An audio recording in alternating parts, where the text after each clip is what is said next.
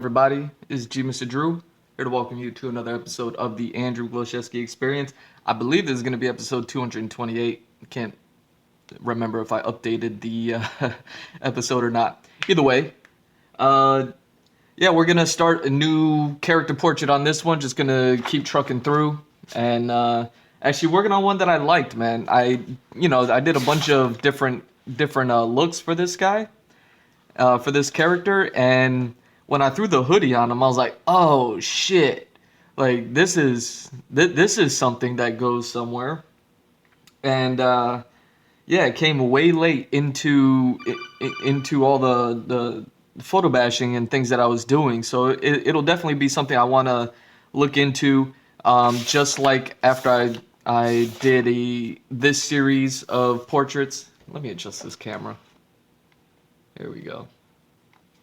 After I did these portraits here, and then I created some full bodies based off of the like full body kind of poses sketches with the clothing and everything like that of that guy. I was like, you know what? I might as well do the same thing here with this guy. And I was wondering if there was going to be much difference or any difference. And now that I'm like, revisiting it and revisiting the clothing and the looks and the this and the that, I was like, you know what? There will be a difference. So I'll do that. It probably won't be as much because I think I did like 2 pages of stuff. And I don't know if I'll end up doing 2 pages, but like certainly a page. So yeah, I got those portraits. And then, of course, I'll be entering into the weapons breakdown as well, just to help me understand these weapons. Uh, Again, I don't have too much time on this, for this stream. I'm trying to get my schedule straight, and so once I do, uh, you know, we should be back to regular program. But until then, give you what I can, and hopefully I could at least finish the pencils with the time that I have. And yeah, man. So let's just get into it. As always, I have something playing in the background, and right now it's some Joe Rogan stuff. So yeah, it's gonna be some Joe Rogan stuff, and then some One Piece stuff, and then just some Marvel stuff talking about the What If series that's going on. So I'm gonna let those rock in the background while I get going.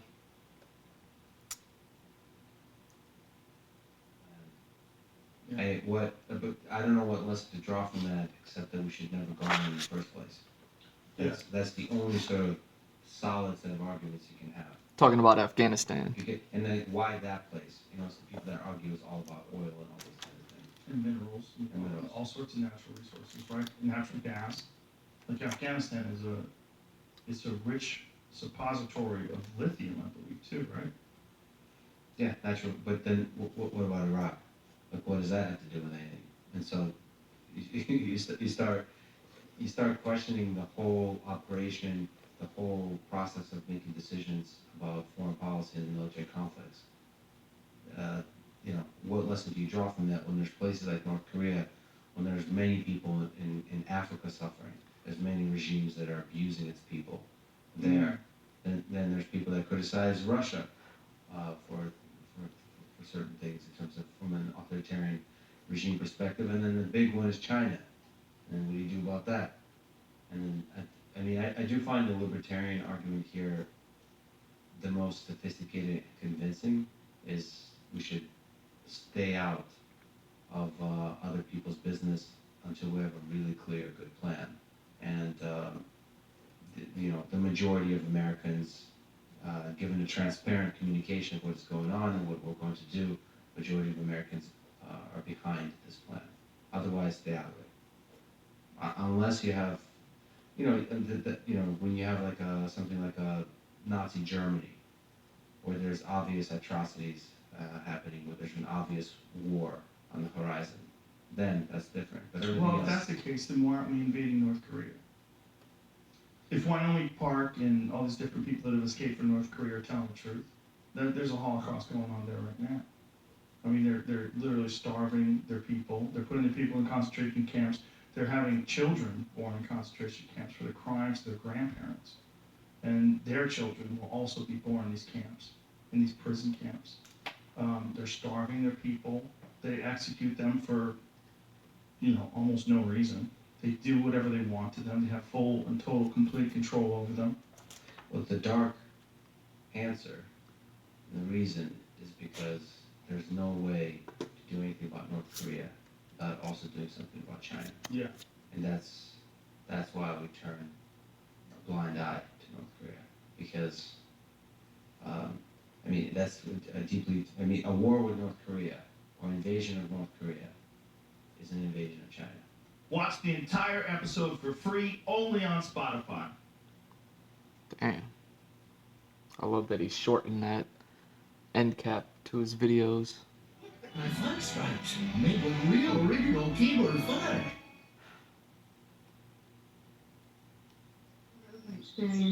There's occasionally you'll see a fighter that does something very artistic and striking that sort of elevates the standard. Like, did you see the Derek Lewis Cyril Gahn fight? No.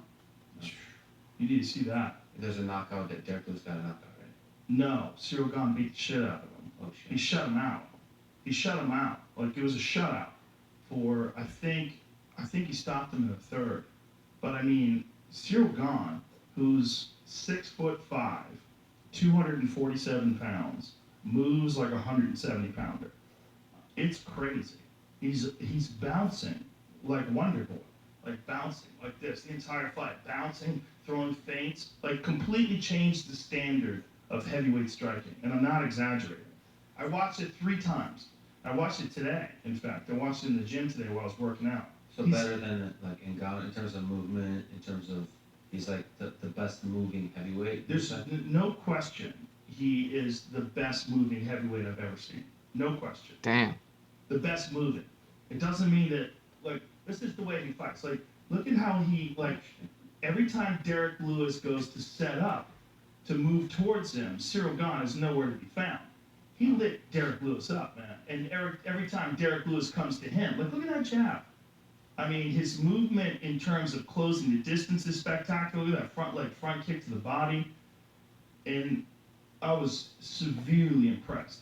I mean, he had beaten a lot of really good guys. Like, he beat Jairzinho Rosenstrike. He beat Junior Dos Santos, whose best days are behind him. But, he's beaten some very, very good fighters. But to watch the way he beat Derek Lewis, who's a legit one-punch knockout threat, and the technical acumen that he showed, the skill, the technique, the footwork, the movement, the understanding of distance, the ability to control everything that happened inside the octagon was spectacular. That's art. It changed my opinion of how a fight with him and Francis Ngannou would go down. At first, my thought is that Francis Ngannou has the nuclear option with everybody. He has such fucking power. So does Derek Lewis. So does Derek Lewis. But Francis Ngannou, He has the hydrogen bomb. Derek Lewis Yeah. is the atomic. well, they both have crazy one-punch power. But when you watch Cyril Gahn, you go, man, how the fuck does anybody? It's like Francis has excellent technique. Francis has ridiculous power, but he doesn't have the movement that Gahn has. The question is, can Francis Hey, what's deal up, with Mafia? the movement and maybe threaten him in a way that Derek Lewis didn't figure out how to? Hello. That's what makes the fight so interesting. Yeah. But the way that guy moves is something special, man. You only saw like little highlights of it there, but I've watched it pretty carefully in the 3 times that I watched it. I can't think of a single heavyweight that I've ever seen move like that. And there's no flaws in his clinch game. He understands how to avoid the takedown. He understands pummeling. He understands distance and where he's safe, where he's not safe, and what to look for when he's pulling out. Oh man, love that question mark. How's it going, man? So I think he's 9-0 now or 10-0. He's gonna get a title shot. Well, he's the interim heavyweight champion now. Oh, that was the. He's not Indy. It's just like UFC and Ghana where it's some sort of a weird impasse. So they decided to make a interim title, which brings up all sorts of, ethical discussions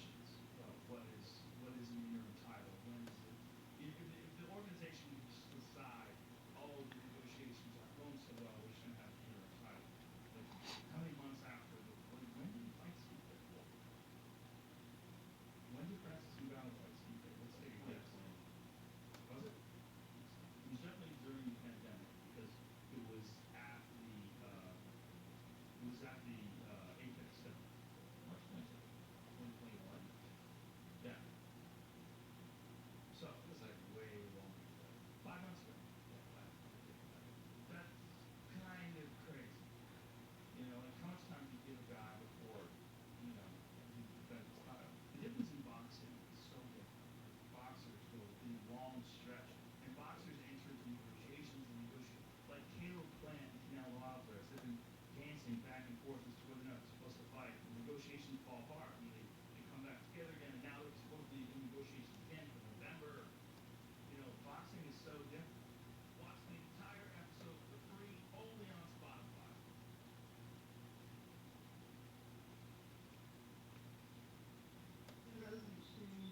The Taliban taking over Afghanistan. That looks weird. Some people it's weird. It's Russian, Ukraine trying to get on board, trying to get rescued, taken out of the country. it's so odd. You know, I was having a conversation with friends just yesterday, and I was saying I literally had forgotten like why was the U.S. in Afghanistan again? Like, it had been so long. I was literally trying to remember what the initial reason for going in there was. But I mean, I'm no foreign policy expert. I'm not going to pretend to be, but it seems very obvious that the way they withdrew was crazy, and leaving all the weapons and ammunition and vehicles and stuff like that for the Taliban to just come and scoop up. If one was a legit conspiracy theorist, like a real tinfoil hatter, you would look at this and go, this is probably the best way to ensure the support of a reinvasion. Like, leave a bunch of weapons behind, make the whole thing disastrous, have the Taliban take over the entire country in a short period of time, start executing women mayors, do all the crazy shit that they're probably going to do, and then, you know, have some real public outcry. So if people are, I still get people who are confused as to why I do not generally trust the government. I don't know how many examples to pull out from recent times and from the history to just be like whether this is malice or it's incompetence or Because Mafia must have left. with some things it doesn't matter. Right? It Whether it's seems malice more or like incompetence or not. incompetence, the incompetence in the But how can with certain things I'm like how can it be? Like it's so obvious, right? It's so obvious what is going to happen in a certain situation, and then you do it anyway. And I don't understand that. One person can be incompetent, but it's like it's not just one person who makes all these ideas. They've got actual people who are supposed to be experts and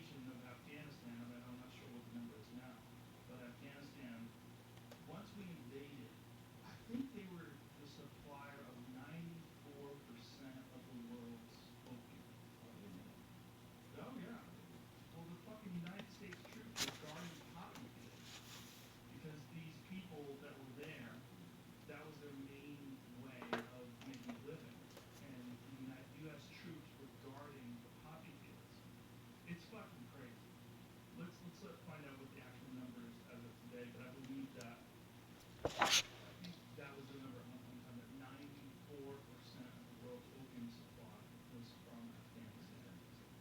There's also a massive supply of minerals, of conflict minerals. In 2014, the estimated opium production was 6,400, what is it, MT? Yet in 2017, production climbed to a new record of 9,000 MT. Result of the drought. These levels of production are enough to supply most of the world's opiate markets. Oh, metric tons. That's what it is. Okay. 2007, Afghan opium production climbed to what was then seen as a staggering 8,200 metric tons. Interesting. In 2018, climbed to a new record of 9,000 metric tons and fallen in 2000 to 6,400 metric tons. Massive amounts of opium. Yeah, this is what's crazy. The trafficking, okay, here it is.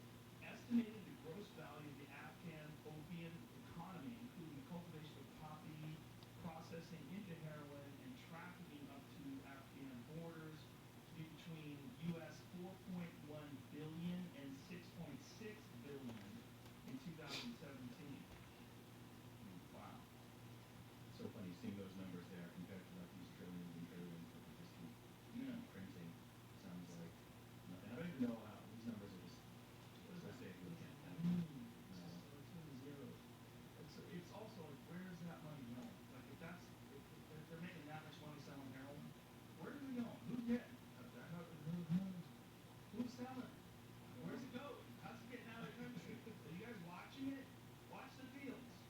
Keep an eye on it. I have no idea, man. The world is such a weird place and always has been. I did listen to that podcast with Ryan Buffett. It was amazing, amazing. And North Korea is, it blows my mind that here in 2021 with everything, you know, we're doing or whatever, that there's just one country out there that we know like almost nothing about. It's just blacked out, totally disconnected from the world. Virtually everyone, no one's met anyone from there, virtually no one's been there. Yeah. Even if you've been there, you can only go on like a guided tour to like one small part of it.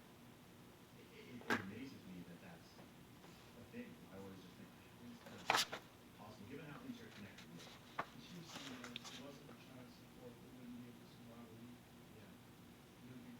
Like China, they need China's support, and that's the reason China props them up. It's so weird. How do you think that that will come to an end?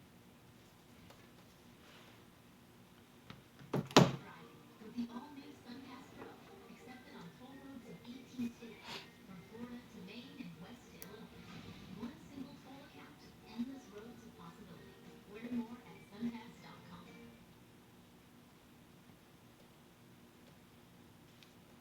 Why not? Might go on for hundreds of years. I think it will. I think people always fall eventually. It does eventually, but what is eventually? The human lifetime is, 100 years if you're lucky. There's been many people who've even lasted longer than that. So, many, many, many generations of people are going to suffer. So They can't do anything about it. The thing is, like, they're starving. They have no access to weapons. The government has full, complete control of them. And when you pass the borders, they have landmines set up. So they got to run for it. It can fucking blow up. and do you know what's China's interest with keeping or allowing it to stay that way? Is there some benefits in it? I know that they're propped up by China, but why would China want, why would they want it to stay like that? I don't really understand that. But they probably enjoy the fact that there's conflict between North and South Korea, as they're both close to each other. South Korea's allies with the United States. China has their fucking tentacles in so many different things. Why? Got some more numbers here. Yeah. From Wikipedia, from the Afghan paper that we provide this information. As of 2017, opium production provided about 400,000 jobs in Afghanistan, more than the Afghan National Security Forces. The opium trade spiked in 2006 after the Taliban lost control of the local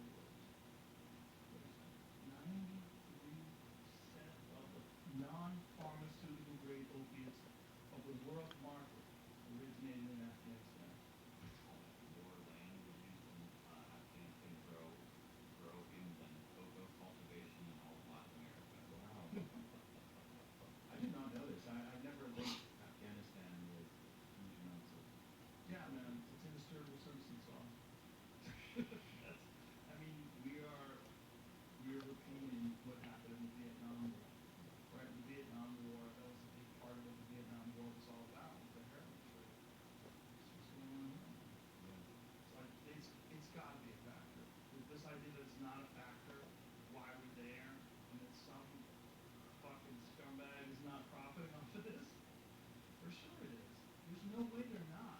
I mean, if these are the same people who paid Barry Seals to run coke over from South America and drop it in Neenah, Arkansas, you don't think that they would be making money over in Afghanistan? No, I do, man. I believe that every government is corrupt. They're gonna make a documentary about the poppies. They're gonna have to. Someone, now that we're out of Afghanistan, someone's gonna make a documentary about the heroin trade. People that fucking blow their wig off. They're gonna be like, what? Watch the entire episode for free. Oh, Man, if people aren't aware about the heroin stuff that was happening with Afghanistan and the grip that heroin has in Asian countries, at this point, it's like, oh shit, man. Like, it almost seems obvious. Anyways, on a lighter note, we got some One Piece stuff to cleanse the palate. On this road, okay? As long as you're not Zoro, I think you'll be fine. All right, so the other day on the channel, I did a live stream, and I have this giant packet with me here, and this packet contains 150 One Piece related questions and thought experiments. It was sent to me by a fan named Charles, so thank you, Charles, for this. And during the stream, I just have my chat just like read out random numbers, and I pick one and I read one of these, okay? So this is the question that sparked this. This was the beginning, okay? Question number 13, how apt. Can Pika control people or objects transformed into stone by the power of Boa Hancock? Okay, so obviously Boa Hancock has the power of the Love Love Nomi, the Love Love fruit, and she has the ability to turn people into stone that harbor any sort of like feelings or lecherous thoughts about her. Although not really, because she has other abilities that can turn like pacifistas and random objects into stone as well. I'm getting off topic already, but Boa Hancock's ability allows her to turn people and objects into stone. All right, we all on the same page on that? All right. So Pika's ability is the Ishi Ishi no Mi, the stone assimilation fruit. Okay, so he can take anything that's made of stone and kind of like combine it with himself, and so he can form into a giant mountain, and he can shape that into the form of his body, or he can do whatever he wants with it. He can make like a giant sword out of stone as long as he like assimilates into it first. Okay, so he has to be part of existing stone. He's not a Logia, but as long as there's stone present, he can shape it into whatever form he wants. So the question is, okay, if Boa Hancock turns somebody into stone, could Pika like absorb that stone statue into himself for his stone powers? Okay, so that was the beginning of that question, and that led to me starting to think about like Dr. Stone, the whole premise of Dr. Stone being some kind of petrification ray that turns the entire planet, every human being on the planet, into a stone statue. And then I started to think like, wait a second, whoa, back up here. If Boa Hancock has that power to turn people into stone, is it the same thing in Dr. Stone? Because in Dr. Stone, this isn't really too much of a spoiler because this is revealed within the first arc of the story. If you haven't read it or watched it, please go read and watch Dr. Stone. It's incredible. All right, so in Dr. Stone, though, when you turn to a stone statue, it's not necessarily a bad thing. It's like a way to preserve you, preservation, okay? And so when you get released from the stone, it's like thousands of years later, and you're perfectly fine. It like heals all your wounds in the process. It's like a revitalization kind of method. So then I started to think, wait a second, even if it's not the exact same thing that Boa Hancock is capable of, could she turn somebody into stone and then they could just remain in like cryogenic stasis? Not cryogenic, they're not frozen, but like just remain in stasis for like weeks, years, decades. And then like if someone was turned into stone at age 25 and then they were released from the stone 50 years later, they would still be 25, right? Like they would just be perfectly preserved in the stone. All right, because we haven't really seen this in long-term effect. We've only seen Boa Hancock like turn the Marines into stone, and then like Marigold and the other members of like the Amazon Lily tribe, and then she immediately turned them back within like a couple days at most.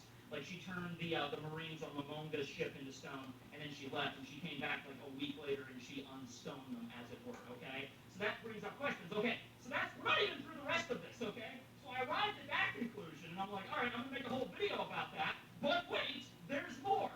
Then I arrived at the problem of like, okay, well, what if Checking Boa going Hancock off. dies after she turns somebody into stone?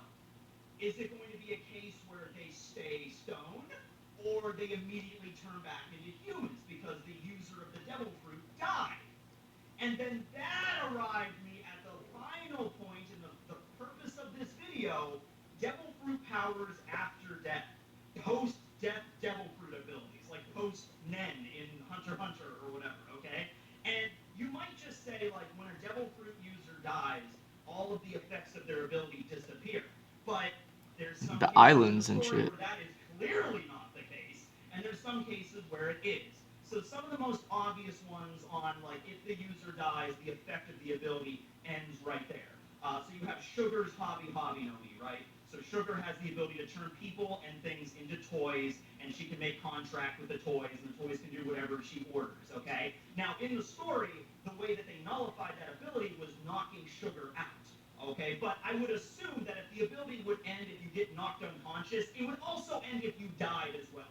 So if Sugar turned like 1,000 people into toys and then she died, all those thousands of people would turn back into human beings right there on the spot, okay? Same thing with Moria's Kage no Mi, the shadow fruit, okay? Because Moria also lost consciousness on Thriller Bark, and then all of the shadows he spewed out of himself, and they all went back to their original owners, okay? I would also stand to reason, if an ability is nullified because you lose consciousness, it is also nullified in the exact same way if you die, okay? However, one thing to keep in mind about Moria, I don't know if this matters, it might, but Moria didn't just like lose consciousness when the shadows were around Thriller Bark in the zombie hosts, okay? He actually ripped all of the shadows out of the zombies and incorporated all 1,000 of them, give or take a few, into himself to create Shadows Asgard, which, by the way, that's a pretty badass name for an attack. I don't think Moria is anybody's like favorite warlord out there. I mean, I'm sure at least one person is probably like, Moria is my favorite warlord. It's like, okay, that's fine.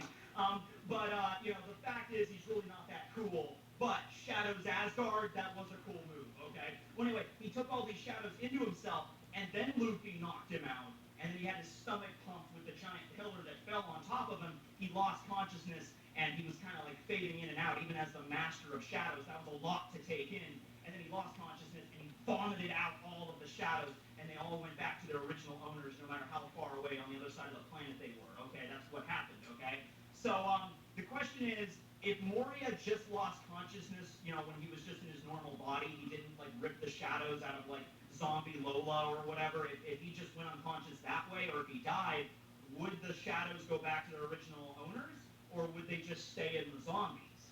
Unless he actually took them into himself and then actually lost consciousness with all of them inside of him. So that's a question. I guess that's a thought experiment you can have.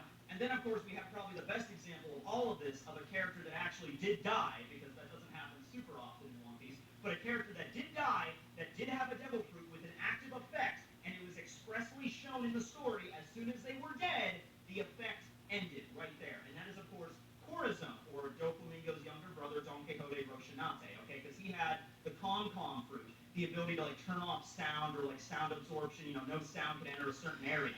And so right before he died, right before he got shot by Doflamingo, he, like, touched Law on the head, and, like, silence. And then so Law, no matter how much he screamed and cried over the death of Corazon, he wouldn't make a sound, okay? And it was stated by Corazon directly, like, I have to stay alive as much as possible, as long as possible, even with all the bullets in him, and he's losing a lot of blood. He's like, I have to hang on, because the second I die, the effects of my devil fruit will end, and then Law will be able to be heard again, and that's when Doflamingo will find him, and I can't let that happen, okay? And so eventually Rocinante did die, and the effect did end. Now, Law was very lucky at that one particular instance, because he was, like, running away, he was already a distance away, and then the explosions from the battleships were happening in the back. For happy cells and a happy body. That's stupid.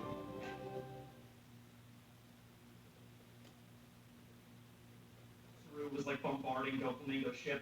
So even though Law, he could be heard again, his voice, his crying got drowned out by the explosion. So he got lucky, but that was an example right there where Corazon died, the devil fruit's effect ended, okay? So, those are examples of that. Also, wait, no, there is actually one more. Beiji, because it was also stated in Totland directly by Beiji when he turned into Big Father, and everybody was inside of his castle and it was being attacked by Big Mom on the outside. Beiji did say, if the castle is destroyed, I die. And if I die, everybody in here gets ejected immediately. Which brings up a question with, we know that as soon as you eat the devil fruit, you learn the name of the devil fruit. That kind of brings up the question of whether devil fruits actually do have some level of sentience or whatever, like some living thing is inside devil fruits, so you take a bite of them, and that sentience kind of like tells you what the name is. Like, this is the Gamu Gamu no Mi. It gives you the ability to turn into into rubber. Maybe if that is the case and you learn about the name of it and what the powers are, maybe you learn about like what happens if you die with this ability active, okay? Because Beiji seemed to know, because typically you only die once unless you're broke. Yo ho ho ho! And so with the case with Beiji, he just knew that like, hey, if I die while you guys are in here, you all get kicked out of the castle, okay? It wasn't like a matter of if, it was a matter of this is what's going to happen. So how else would Beiji know that, right? So those are examples of devil fruit abilities that definitely end in one way, shape, or form if the user is knocked unconscious or if they die, okay? But that is not the standard for every devil fruit, okay? So now let's take a look at devil fruits that create substances, all right? So we have mostly paramecias here. We'll be getting to logias in a second. Just hold on. But let's tackle the paramecias first, okay? So for example here, let's take Mr. 3 Galdino's Doru Doru no Mi, not the Dor Dor fruit, the Doru Doru, the wax fruit, okay? With the ability to create wax. And then let's take Magellan's poison fruit, his Doku Doku no Mi, okay? The ability to generate poison, all right?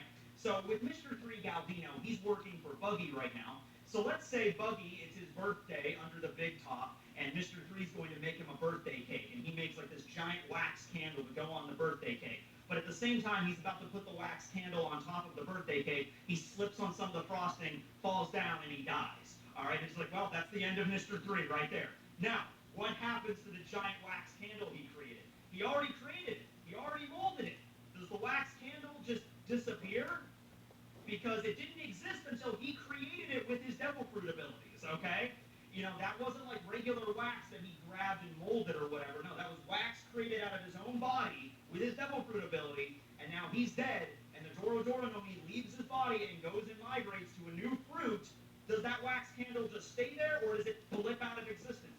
Same thing with Magellan's poison.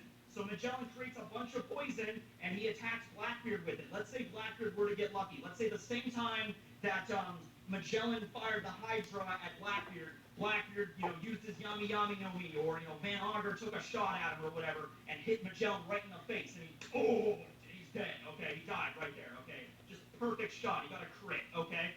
So Magellan He died, got a crit. but the Hydra, I assume the dragon form of the Hydra, like the ability to control it like a dragon, that would just disappear. Like, that would fall apart right there.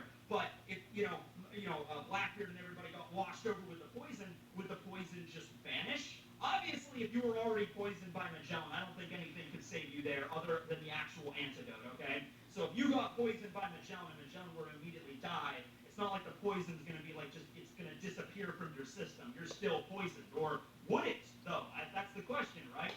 So when it comes to generating sort of like actual things in the world, like wax or poison or whatever, I would say those things would stick around. Even if you die and the fruit is reincarnated right after you summoned it, they would stick around, okay? When it comes to more like effect-based devil fruits, like the effect of turning people into toys, or manipulating shadows, or creating like a soundproof barrier, those are like more abstract effects rather than actually creating a substance. So those would vanish with your devil fruit ability when you die, but the substances would remain, okay? So there's a bunch of different examples you could look at with paramecias. But now let's look at logias, okay? Because logias, we've definitely seen effects of logias from, years, maybe decades, maybe centuries past, okay? So, when I say that we've seen this, it's very likely this is the case. It hasn't been confirmed, but I think that this is the direction Oda is going. It's pretty apparent, okay? So, Aokiji and Aka Inu fought on Punkhauser, right? Punkhauser was just a bombed-out ruin. It was a wasteland when Aka Inu and Aokiji showed up. And then they fought, I think, for like 10 days or so, and then half of the island got turned into a volcanic hellscape, half of it turned into the Arctic, okay? And then both of the fighters left the island, right? And it just remains like that, over a year later. This is still the case, okay? Now, if Aka Inu or Aokiji were to die, would that mean that the island of Punkhauser would just turn back to normal? No. Like if Aokiji were to die, the Because Arctic Island of would Raging disappear? exists. I think it's pretty obvious that it would not. They permanently altered the weather by fighting there with their respective devil fruits, which are also probably awakened logias. And we see so far in the story, at least the idea that Oda is presenting, at least I think, is that awakened logias are able to affect the weather permanently in a region. This could be the example that we've been waiting for. This could be the explanation on why there's so many random weather events in the Grand Line.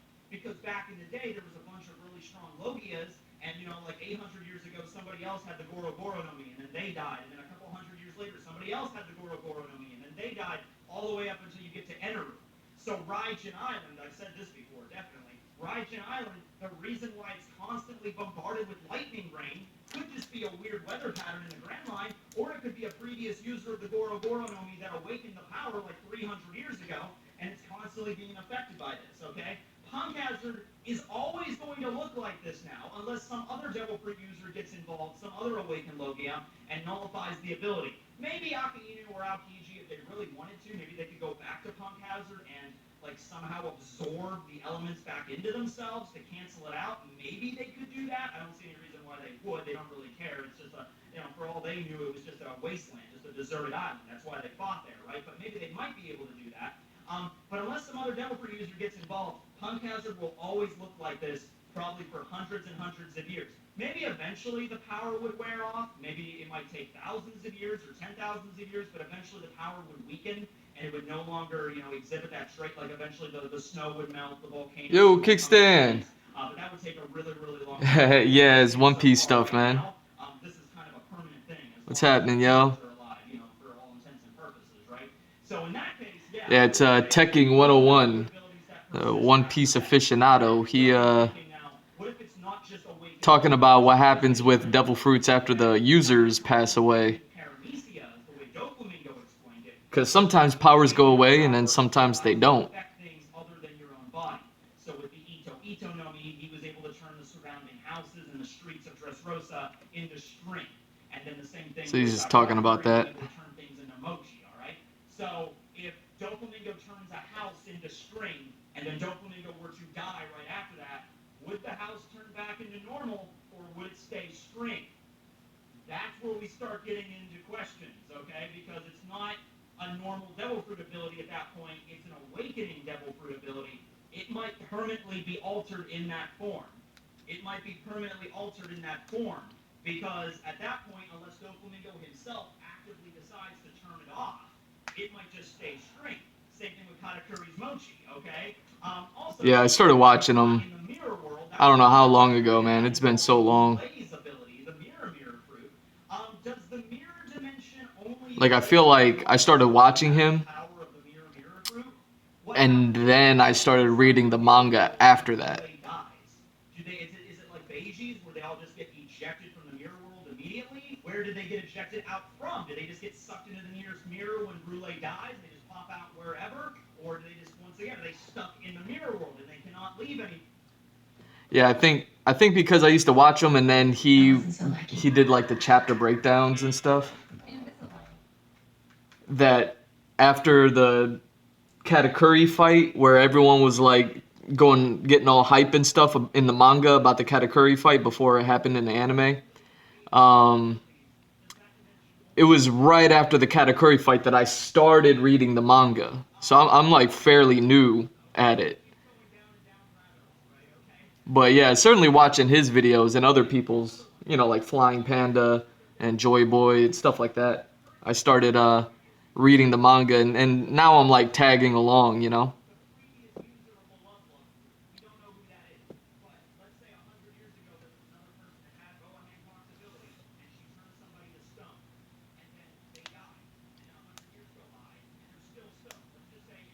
Oh, man. Well, you're a teenager. It's all that hormone stuff, I'm sure. Even though it wasn't her that turned that person into stone, would she be able to do the same ability, because it's the same power, and turn them back into regular humans? That's the idea I was getting to. Yeah, so the mood swings are going to happen. I guess as long as your goal is to be a good person, just recognize when you're having one of those episodes and try to do right by it. You know what I mean? Now that would be very interesting, because the way that Joy Boy's been talked about, like he is going to return someday, but it's very ambiguous on what that means. Right now it does seem to be like some kind of title, like the idea of Joy Boy is not like a person per se, it's like a title that somebody has, and then somebody else. But yeah, that sucks that you're going through that, man. Is a candidate to receive that title.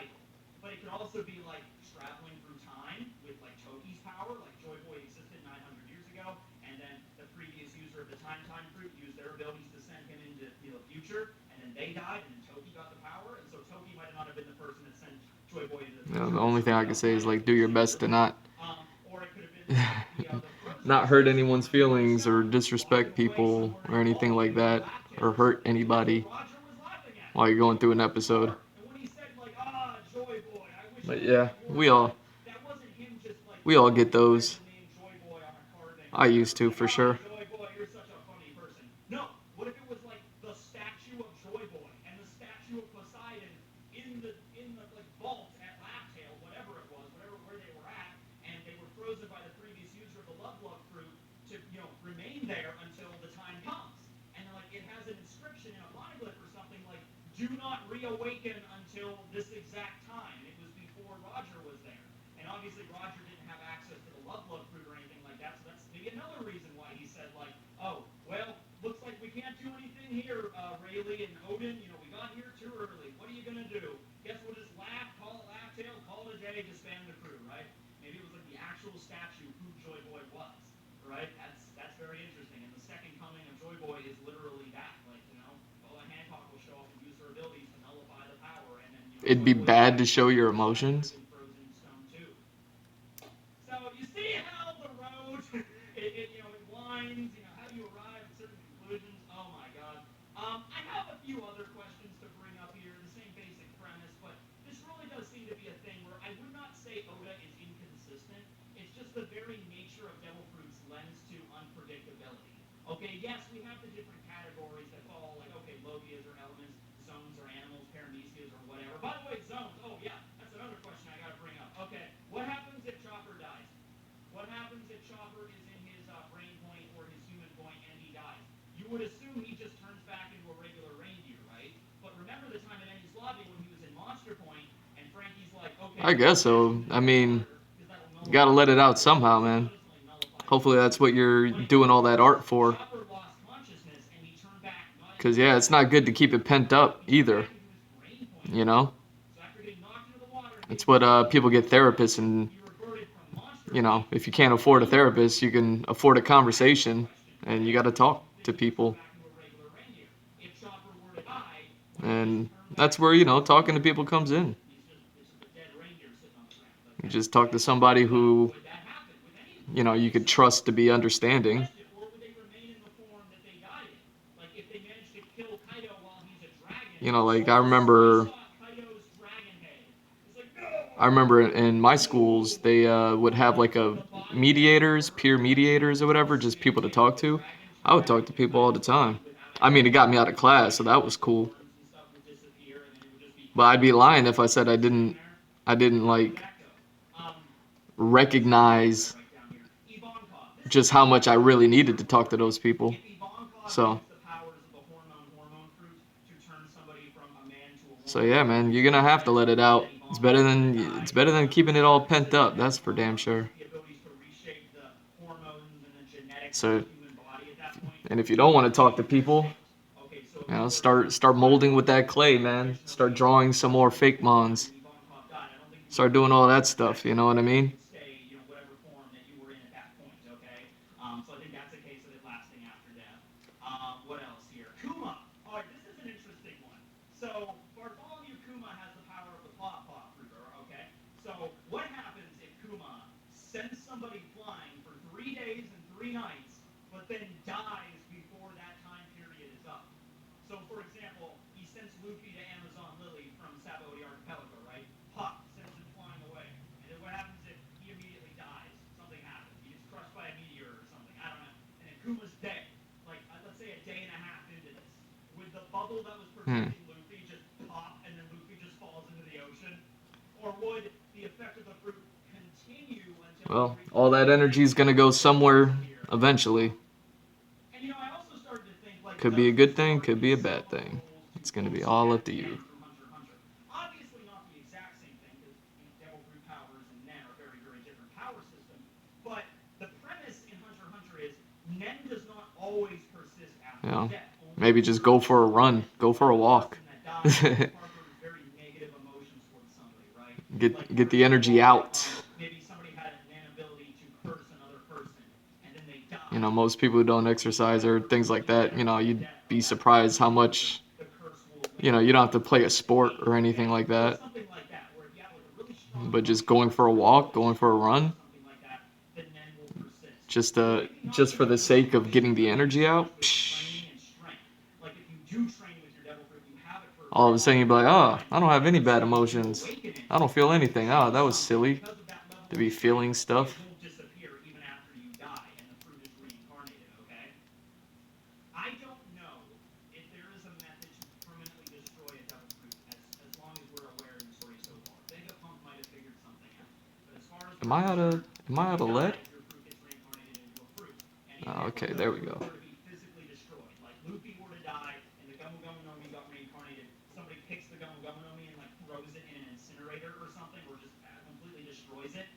Even in that case, I don't think the devil fruit's gone forever. The aura, the power of the fruit would just leave the destroyed Gomu Gomu no Mi and go and find another fruit to inhabit, okay?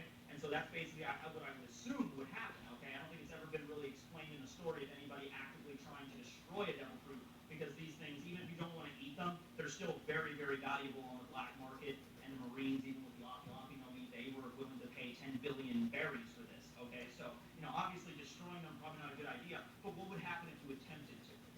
Not just like crush it or destroy it that way, but actually like destroy it, like burning it or blowing it up. Like what would happen then, right? I would assume it would just get reincarnated again. But let's just assume hypothetically, Vegapunk figured out some way to permanently eliminate a devil fruit from existence. Nobody has it and the fruit doesn't exist, it's just gone forever. If that's the case, Yeah, man. Physical activity is good. If you see my Instagram, you'll see like on top of posting pictures every day, I also do those exercises that I do and record 6 days a week. I just did one earlier today. And yeah, man, that's it's important. everything that was ever affected by the Love fruit turn back to normal. If the power of the Bora no Mi was gone, would Raijin Island turn back to the way it was before that, if that was really the thing that was affecting it? There's the questions for you today. I'm not really sure, but those are just some examples I had. I also had one more, Pika. I also wrote him down here because, yeah, when Pika turned into the giant mountain, Pika got knocked unconscious and he got removed from Dressrosa. He didn't die, but Dressrosa is still permanently altered because of that. Unless Pika were to return to the island and mold it back into the way it was, it is permanently stuck like that with like the giant decapitated statue of Pika as like a mountain out there. And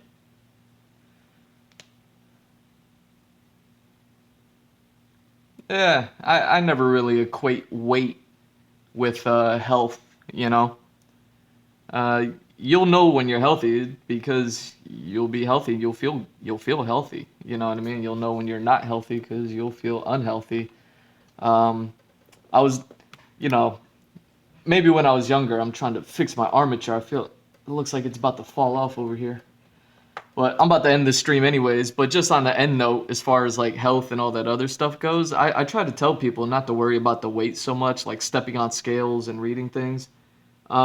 Just do what you feel like you need to do. Like your body talks to you, and a lot of people may ignore it and things like that. Where they're like, oh, I know I should, do this and that, but then they don't do it for whatever reason, and it's like, you know, it's not necessarily weight loss that's going to make you healthy, because there is an unhealthy way to lose weight as well. So, I wouldn't equate, just call it straight up weight loss. You can lose fat and gain muscle and gain weight. And, that's, you'll be like, oh, I'm gaining weight. So this is, whatever I'm doing isn't good. And it's like, no, it's good. Like, you got to keep doing it. Maybe. I don't know. It depends. Everyone's different. But, I wouldn't like sit there and worry about weight loss so much. It's like, if you have pent up energy, you got to expunge that energy and find something that you can do that's safe, that that you can do, whether it's taking a walk, maybe a long walk. Fortunately we have like podcasts and all that other stuff, so you can like you could use your own what's that stuff called? Use your own mobile data, put on an app, put on a podcast, and go for a walk. That way you could at least have something to listen to while you're just strolling. Personally, I like to go for runs without anything. That way I could focus on my body and focus inward on like not pulling a muscle, breathing correctly, all that other stuff.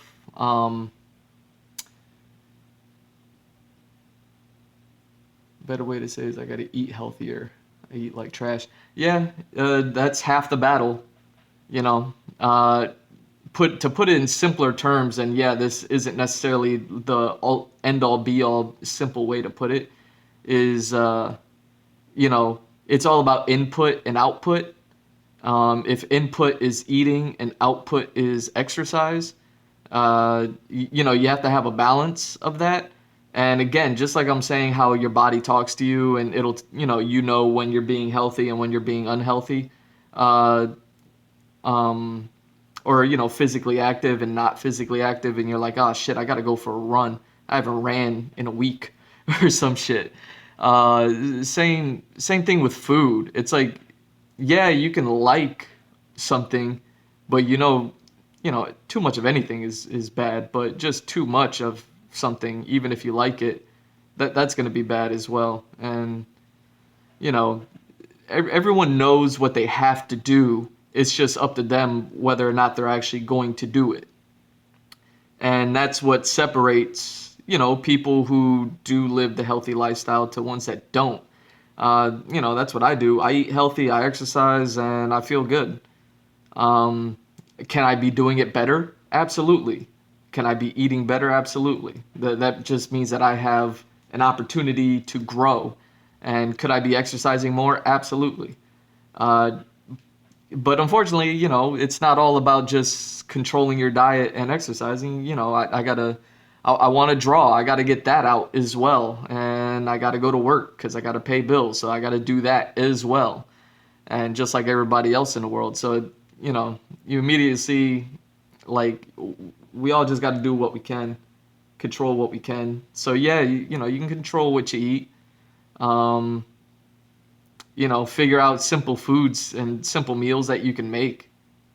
Me personally, I make my own tortillas. I eat beans, cheese, and hot sauce. Like basically, I make tacos, like kind of Salvadoran tacos. I'm eating that like every day, and super healthy. And I eat fruits, and I should probably eat more vegetables in my diet. But I don't barely ever eat vegetables. But on the rare occasion that I go out to eat or I eat at a friend's place or something like that, and there's vegetables there and I eat those, I'm like, oh my god, my body just receives those things so well just because I've cut them out from my diet. Not intentionally. It's just like I don't ever have a moment to sit there and boil vegetables and make them soft and then add them to an entree of some sort. Like I just don't have that kind of time. You know what I mean? So we all got to do what we can. But yeah, man, you'll figure it out over time. You're still young. I was doing the same thing when I was your age, so it was like like as long as you stick to it and you understand that it's never going to be done. You know what I mean? Where 15 years from now, you're still going to be trying to diet better and you're still going to be trying to exercise better. And as long as you can accept that and that's going to be well, that's going to be your ticket to actually being healthier, being happier, looking better, feeling better, and being a better person, and not necessarily having all those negative emotions. Man, when I film those Instagram videos of me exercising, I'm getting all that shit out. Like as soon as I'm done with those things, that's when I go in and then I start cooking. And then by the time I'm done eating, I don't have a fucking care in the world. It's just like, okay, how much time do I have to stream? And then, that's when I start these streams. And sometimes they're long, sometimes they're short. And, like this is going to be a short one. Like I'm done with this stream. So it's like, that's all the time I kind of had today. Oh, my camera's all crooked from dealing with the arm. Sorry about that. But yeah, man, just stick to it. You know what you got to do. So just keep every day trying to do something better and do your best not to backstep, but backsteps are going to happen sometimes. It's life. It's going to go on for as long as you're alive. But anyways, man, that's the end of this episode. I'm only able to get the pencils done on this one, but I really like this hoodie, the hoodie look for this character. It really has like that whole Black Ops ninja, secret operative sort of feel to it. I really like it. And so that's something I'm definitely going to be exploring and probably drawing a little bit more hoodies whenever I go back to drawing the like the full body thing for this character and things like that, when I get like the poses and everything like that down for him. I'll probably be exploring this hoodie look a little bit more with him when I do that. But yeah, it's gonna be it for this one. Another short one, another sweet one. We got a little bit of talk about Afghanistan in the beginning, and then a little bit of One Piece at the end. A little bit about health and all that other stuff. If you go, like I was saying, if you're on my Instagram, you'll know that on top of posting pictures every day, I'm also posting like exercise videos of me just using my kettlebell and doing kettlebell exercises and things like that. Doing my best not to break my back. All right, so thanks for stopping by, Kickstand. And for everybody else, I want to thank you all for watching. I'm G Mr. Drew, at G Mr. Drew on all social. Follow, like, and subscribe. gmrdrew.art, my website. All those links are in my bio. I got a link tree that links everything. So, check all those out. And other than that, man, thank you all. Love you all. Peace.